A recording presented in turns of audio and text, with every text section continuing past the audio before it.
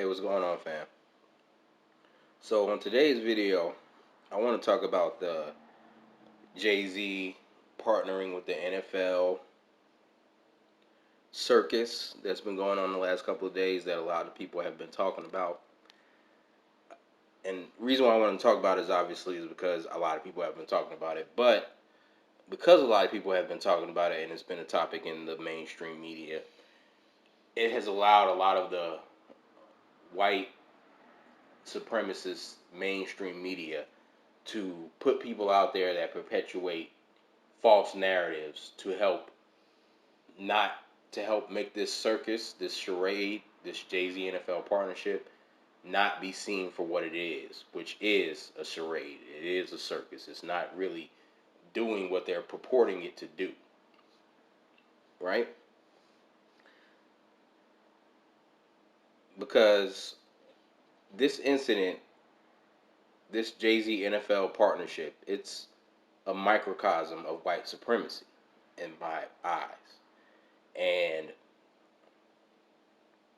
so, therefore, in order to understand it, you have to understand white supremacy because, as Neely Fuller says, if you do not understand white supremacy, everything you do understand will only confuse you.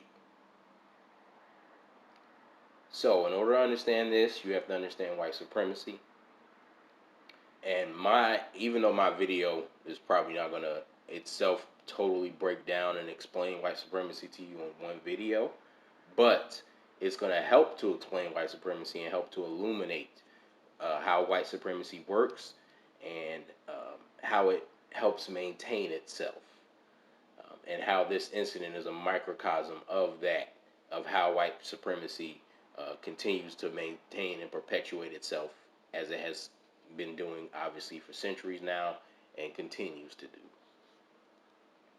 So what I'm going to do is I'm going to play a clip where JayZ talks about our response to the question of why he's doing this, especially with the knowledge that Colin Kaepernick is still being blackballed by the NFL, which he is. And I'm probably going to do another video breaking down how he still is being blackballed by the NFL, but this video is not necessarily about that, but just know that that is a fact, that Colin Kaepernick is being blackballed by the NFL still to this day.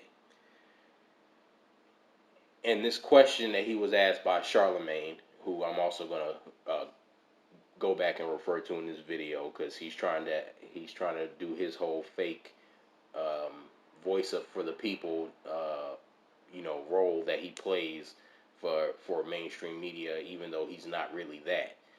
I'm going to break that down a little bit in this video also, but not right now. But anyway, I just wanted to give my little preamble to the fact that I'm going to play this clip and JayZ, his answer to Charlemagne's question. It was a common deflection that has already been created by the white media, where they have already put out that this is a common deflection. Here's going to be our common deflection to whenever people talk about Colin Kaepernick being blackballed. Here's going to be our deflection to divert attention away from the fact that he's been blackballed for speaking out against racism, and we're going to refocus it on something else by confusing the person who's asking, either directly confusing the person who's asking the question or confusing those who also have that question in their mind, which would be mainly and mostly other black people across the nation who would intake that media and see that question being asked and know that that's a question that's being asked in representation of the general black populace about why are you doing this? This is the question that the general black populace outside of the Sambos and the Coons want to know, is that why are you doing this, JayZ? Why are you joining forces with the NFL after you pretended to be against the NFL for what they did to Colin Kaepernick? Why are you now joining forces with them because, or joining forces with them with the knowledge that they are still doing what they did to what they had done to Colin Kaepernick that caused you to purport yourself as being someone who was against the NFL?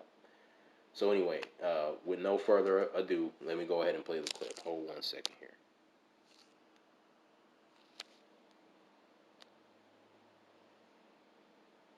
How you could partner with the League on social justice when Colin Kaepernick, who brought it to the attention of the masses by peacefully protesting against social injustices, still out of a job? Yeah, that's a great question. I think we take it back. I think that we forget that Colin's whole thing was to bring attention to social injustice. Correct. So uh, in that case, right, this is a success. Right, this is the next thing. Right, because there's two parts of protesting. You go outside and you protest, and then the company or the individual say, "I hear you. What do we do next?" Right. So for me, it was like actionable item. What are we gonna do with it? Like everyone heard, and we hear what you're saying, and everybody know I agree with what you're saying. So what are we gonna do? You know what I'm saying? So reach millions and millions of people, and or we get stuck on Colin not having a job. People have. All right, so there you have it, fam. So as you heard, JayZ went on this nonsensical babble about actionable items and bringing attention and the next thing and reaching millions and millions of people.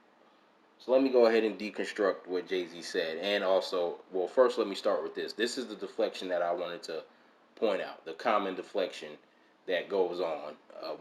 There's many deflections that go on, but this is one of the most used. This is the deflection that I was saying that's been perpetuated a lot by the white media, where whenever somebody questions the Colin Kaepernick blackballing situation, the response is, well, Colin wanted to bring attention to this and awareness to this, which are both vague terms, because you can bring my attention to something, but does that mean I'm going to do anything about it?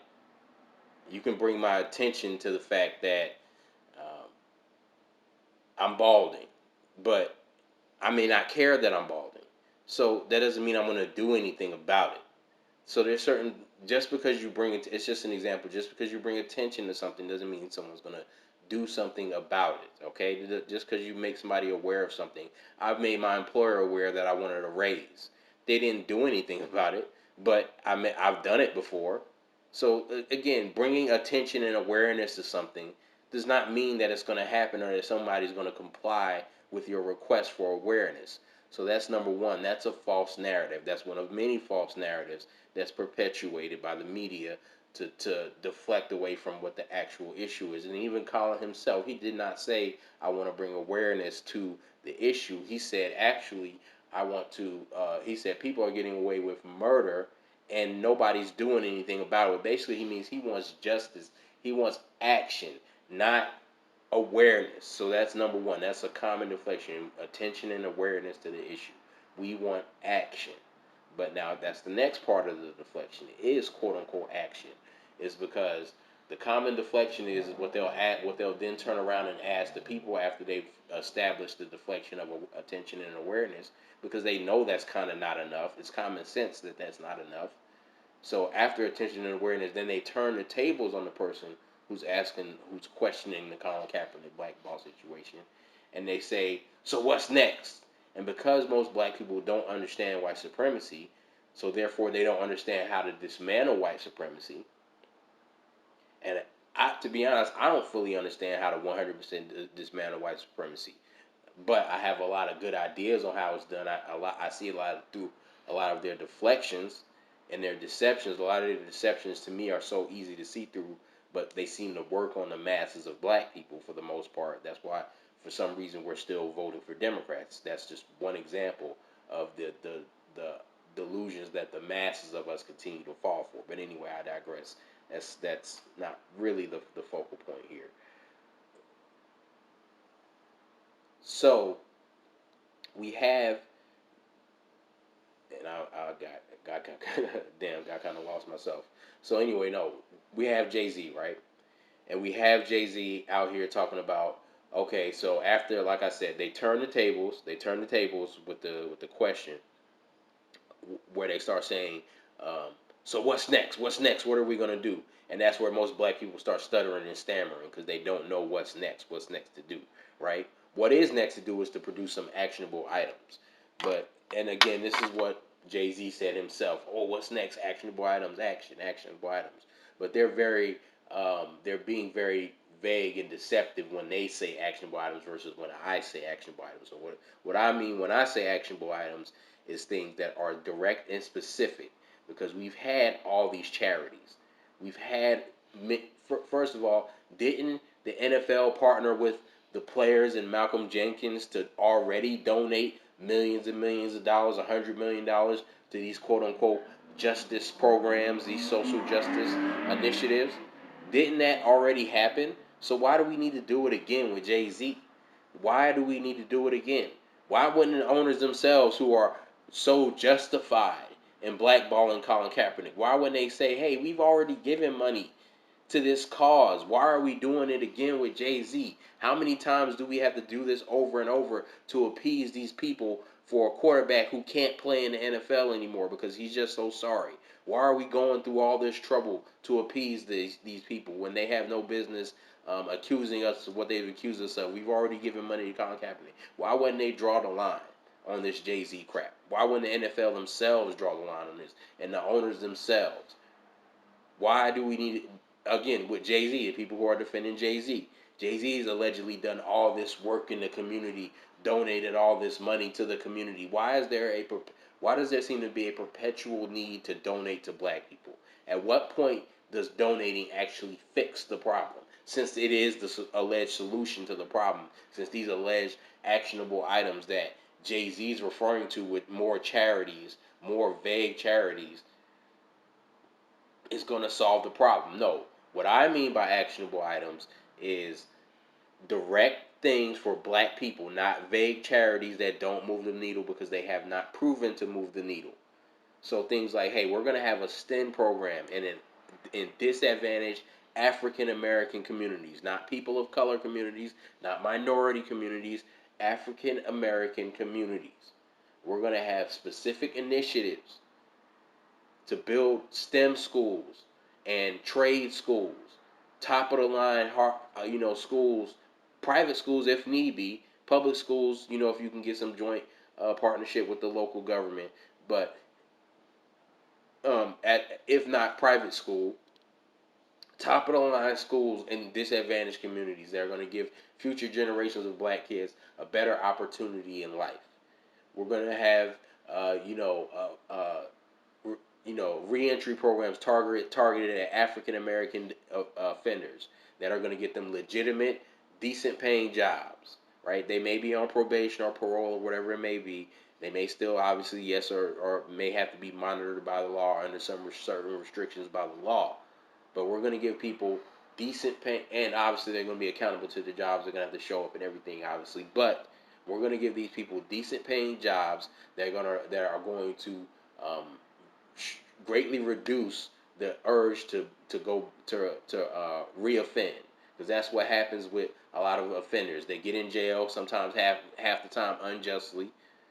They end up in prison. They come out. They can't get a job, so they have no choice but to return back to a life of crime to make money.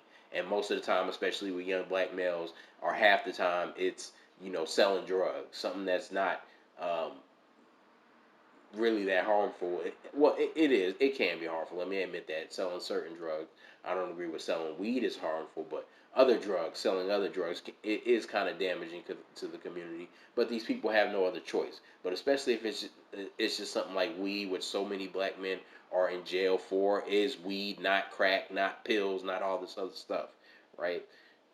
They have to go back to doing stuff like that, selling weed, because they can't get any other job that's worth going to, that really can pay the bills, allow them to survive and support themselves, and in a lot of the cases, a family also. A lot of them have children. So they have no choice but to go back into doing what they were doing before. Obviously, it's other crimes besides selling weed, but that's one of the biggest ones that it is with black men. They have to go back and do things like that just to make money.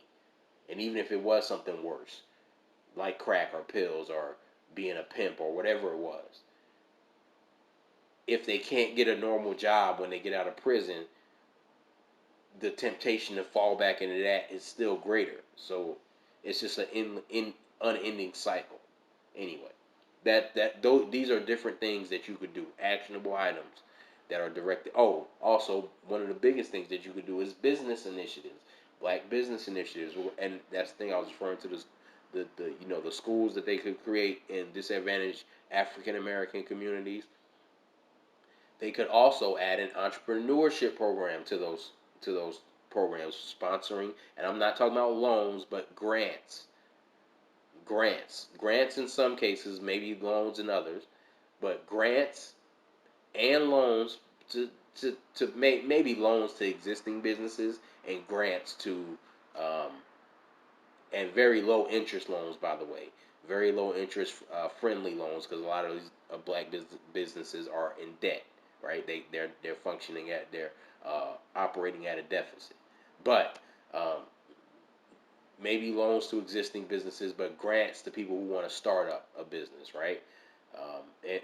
And maybe grants to businesses, existing businesses. There's so many different things you could do, but basically things that are initiatives to start businesses for black people so that they can employ themselves and also employ people in their community, right? Give more black people the opportunity to employ themselves. That will also help drastically reduce black unemployment. Because when you look at, first of all, nobody knows what these programs that they're going to donate to are. But most likely, if we look at history, we can predict what these vague programs, because this is just social justice initiatives. This could be programs to white. This could be donations to white women. This could be donations to white gays. This could be donations to immigrants, non-black immigrants. This could be donations, even black immigrants too, but non-foundational black Americans. This could be donations to all kind of people. Indians, who knows? Arabs, who knows who this could be? Jews. This could be donated to anybody that falls under quote unquote social justice and minority, which is white gays, white women, white Latinos, Indians, Arabs, black immigrants. It's everybody, okay? Gays, no matter what race you are, it, it that's everybody. So these programs could go to anybody, and that's also one of the reasons why they never moved the needle. But looking at the NFL's history, it's most likely gonna go to things like the Negro College Fund, education scholarship funds that don't move the needle, because studies show that a black man with a 4-year degree has a higher unemployment rate than a white man with a felony. So these kind of things don't move the needle. Oh yeah, black college graduates in general, regardless of race, are the most underemployed group in the country. Underemployed meaning their salary or their job does not match either their education and or work experience. So these things don't move the needle, because that's what they did last time with the Players Coalition. Or they go to these charities that end up benefiting the administrators of the charity more than it does the recipients, meaning they have these so-called STEM programs and green initiative programs that go to these white-owned green companies, because black people don't have the finance and the capital because of the lineage and the background that they come from. They don't have the finance and the capital to own these state-of-the-art solar panel companies and all of this stuff. So they go to these they go to these programs that are going to create these green initiatives and coding programs for coding schools that white people own and white people teach, and they get paid salaries to do all this. And the even though the charity itself is a nonprofit, meaning the charity itself is not making money, the people who work for the charity, that doesn't mean that they don't make money. So a lot of times the CEO of the charity themselves takes home millions and millions of dollars. Some of the other board or director people either take home millions or six-figure salaries, or these huge 5-figure bonuses, 60, 80,000 $80,000 bonus for being working for this nonprofit. So just because something is a nonprofit doesn't mean that the people who work for the nonprofit don't make money. That they're all donating their time to the charity, and they're not, financing themselves off all the time they donate to this alleged charity. So much money gets diverted to people who are not the direct recipients. And then you get a trickle down amount that finally comes down to the few students who do actually benefit from this education and actually do get a job that they otherwise never would have had an opportunity in life to get. It's a very, very small percentage that does not move the needle. Therefore, hence the need for perpetual donating and perpetual creation of all these charities that JayZ is referring to, that we still don't know what they are. But when we find out specifically what they are, we're going to find out that it's one of these trick bag charities that white supremacy puts before us all the time. That's why JayZ has been doing all this. Again, I'm reiterating. That's why JayZ has done all this alleged work in the community, but he still needs to do more. That's why the NFL has already donated $100 million last year to the same thing, and they need to do it again. Not to mention that JayZ is being paid to be by the NFL to be the administrator of this program. Then he might get another salary from being the administrator of the salary. So he's going to be paid by the NFL to start the charity, and then he's going to get paid by the charity for being the head of the charity, probably. And he's getting paid to be the administrator of these Super Bowl halftime acts and these other game halftime acts. So this is a bag for JayZ, and really nothing more. So again, this deflection about actionable items. You ain't talking about nothing, JayZ. You ain't talking about nothing but a deflection. And also the fact that the NFL continues to blackball Colin Kaepernick for exercising his freedom of speech. And he didn't say a word. He knelt. Which he was advised to do by a U.S. serviceman. Even though me as a U.S. serviceman, I would say, or a former U.S. serviceman, a veteran, I would say, I'm sitting my ass on the bench. If I was Colin Kaepernick, I would say, fuck that kneeling. I'm sitting on the bench. Excuse my language. But anyway, now to some of the people defending JayZ, like a Charlemagne. Charlemagne put out a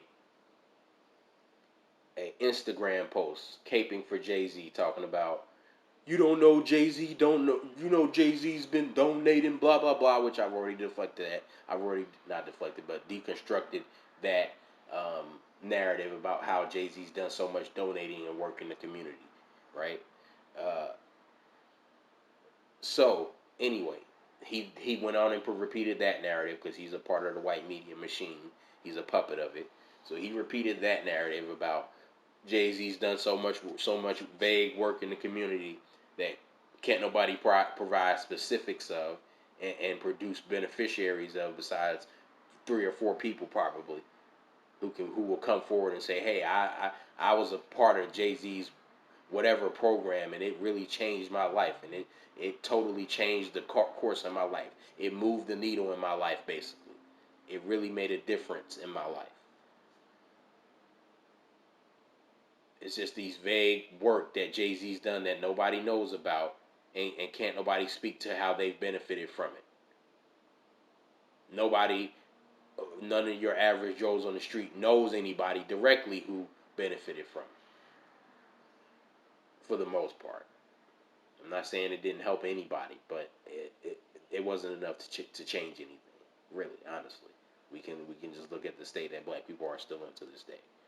Because JayZ and so many other people have donated to so-called giving back to the community. So many athletes, celebrities, whoever have so-called given back to the community. JayZ is not like the first and only black celebrity or black millionaire or rapper to ever give, quote-unquote, give back to the community. All right, it's so many people have done it, but it ain't moved the needle to this day. So he provided that deflection. Then he went on down to give this weird, bizarre rap / superhero narrative about you don't know JayZ know how to move in a room of vultures. When has JayZ and that goes back to all this background and this low key insinuation, that mind game that's played with black people, where we're supposed to believe that our celebrities and our politicians, they can never openly say what they're gonna do for us. They can never openly say what they're doing to benefit us when they're working with these white people and these white corporations on these quote unquote programs that they're getting paid to be a part of. It's always this, oh, they're always doing some backroom deals that's producing justice for black society. But we never see the results of it, and we never see it come to fruition. And they also can never just outright say that that's what they're doing. It always has to be some vague implication put out there by the people deflecting for the celebrity or the politician. That's what they did for the Obama. Obama never said, wait till my second term, but everybody caping for him did. Hell, even Marianne Williamson, bringing her up again. The people caping for her. They say, oh, take her low ball number because she's secretly going to give us a better amount. Or she's secretly working to get a real package because she acknowledged, she knows it's in the trillions. So why can't she just say she's going to do $1 trillion package since she knows it's in the trillions? Why it's got to be all this code speak that the people caping for her have to break down for us? It's the same thing with Obama. Now it's the same thing with JayZ. You got to give us this code speak about moving in a room full of vultures, instead of JayZ just saying that's what he's going to do. Social justice initiatives, and I've already broken down the vagaries of this program. Anyway, I didn't want this video to be so long. Like, I don't want most of my videos to be this long, but I really had to get into this deflection, and that's all it is. It's a deflection. Charlemagne caping with his little, and all the other people. Stephen A. Smith. I'm probably gonna make a separate video on Stephen A. Smith and his deflecting about this issue. But Charlemagne, we see you. And you know, your little black privilege book, the title of that book alone should tell people that who Charlemagne is, because there's no such thing as black privilege, no such thing. So for you to make a book titled that just speaks to who he is and what he's in the position he's in for, because Charlemagne does not own the Breakfast Club radio station. He's paid by some white people that we never see. They really own that station that he's allegedly in charge of, and he's got his own thing going with, right? Charlemagne is a plant. And that book that he wrote speaks to it. The title of that book speaks volumes about who he is and why he's famous, or why he continues to be made famous and allowed to be relevant. Maybe that's not why he got famous in the first place. I know it's because of his quote-unquote direct, bold questions to rappers. That's what supposedly blew him up. But what's keeping him relevant now is exactly what that black privilege title book is a microcosm of. A tool and a puppet for white supremacy. I hate to say it, but that's what Charlemagne is. And this video obviously isn't really about Charlemagne, but since he inserted himself as being the deflector for JayZ, one of the many media deflectors for JayZ, I'm gonna call him out. But anyway, I digress, fam. Hopefully y'all get the point. This is all a deflection. It's a deflection to allow the NFL to have guilt-free access to their black audience by telling gullible black people, hey, we're giving programs to vague social justice initiatives that's helping you, so we're really not that racist. So you can go ahead and put the fact that we blackball Colin Kaepernick for exercising his freedom of speech, you can go ahead and put that in the back of your mind. You can go ahead and forget about the fact that we're basically openly saying that we're against black people having justice and having community review boards for these corrupt police officers who shoot and kill cops and then the corrupt DAs who let them off. We're going to have independent oversight boards comprised of members of the elected members of the community who are beholden to their local community when things like this happen, to ensure that justice is done, that somebody sees a penalty for acquitting someone for a blatant racial murder or attack by a police officer or in this case, a race soldier on a unarmed, innocent black person. If the race soldier doesn't see a punishment, then the DA who let them off should see a punishment. We're going to work for lobbyists to lobby for those kind of laws, for consequences for murdering people,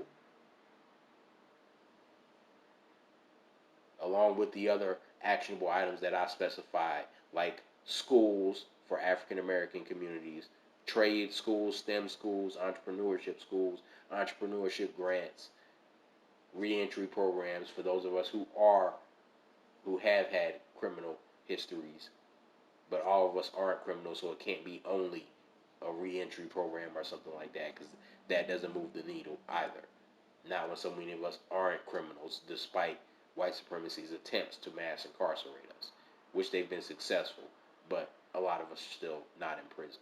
A lot of us have never been to prison. So, anyway, like, share, subscribe. Don't let anybody trick bag you into, thinking that this is okay. Because all it is it's something for the NFL to hide behind. It's something for JayZ to get paid on. Bottom line, and this is how I end the video.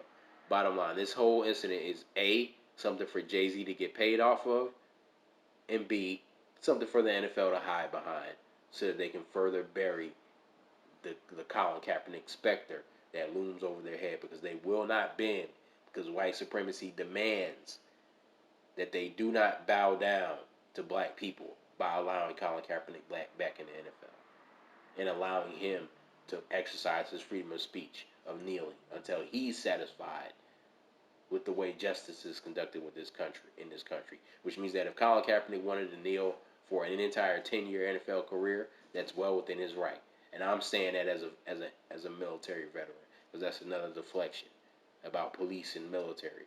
As an honorably discharged military veteran, I am saying that is his right. That is what the troops fought for, and nothing less. Is his right to kneel for 10 years if he chose, because not everybody's job requires them to stand for the anthem, which is a political statement. That's why it is against the Constitution to force people to stand. That's why they removed the anthem from a lot of schools. Even though it still goes on in a lot of schools, they removed the anthem, and there's already been lawsuits and cases about children who felt forced or compelled to stand for the anthem when they didn't want to or didn't believe in it. There are people who have religious beliefs, and there are people who just obviously have moral beliefs about standing for the flag. We are not in a dictatorship. You do not have to pledge allegiance to the flag, especially if you do not agree with what it pretends to stand for, which is fake justice, because we don't have real justice. And all you got to do is look at I'm about to be tongue-tied, the statistics of black people to see that. We don't have real justice in this country. All you got to do is look at a Tamir Rice, an Oscar Grant, a Mike Brown, a Trayvon Martin, a Freddie Gray, to know that we don't have justice in this country. A Sandra Bland, a Rakia Boyd.